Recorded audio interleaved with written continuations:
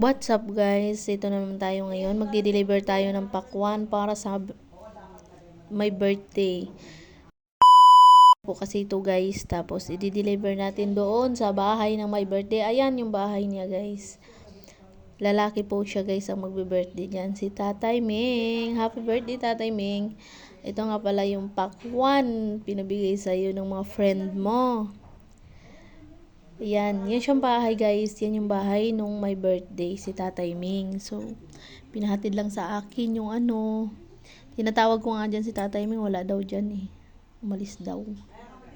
So, ang ginawa ko, nantay ko na lang na, sumunod ngayon si nanay.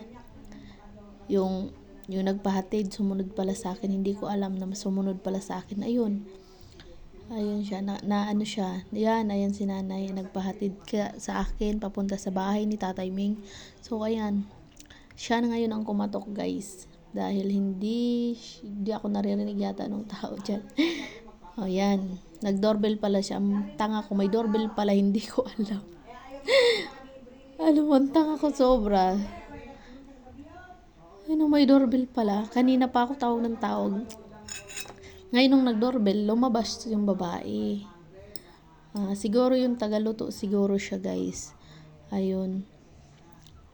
Hindi ko alam kasi na ayun yung lumabas na nga yung pusa. Charot.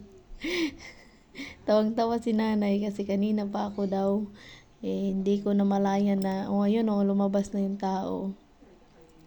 Unang bisita nila guys yung pusa. Ayan yung siguro kapatid or nagluluto.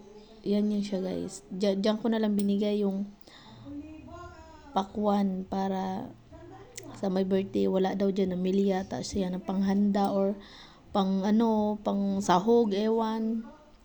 Ayan na guys, pauwi na kami dahil naibigay ko na yung order. Ayan. Yan lang naman ang aking nanay na kapitbahay.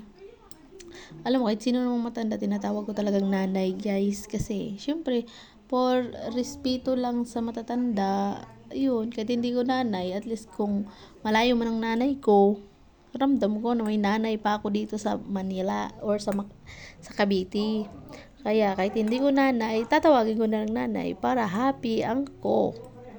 Kasi namimiss ko na rin yung nanay ko kaya yun. Kahit sinong matanda talaga tinatawag ko na nanay. Pero alam mo guys, may sasabihin ako sa inyo. Nagnanakaw ako ng niya.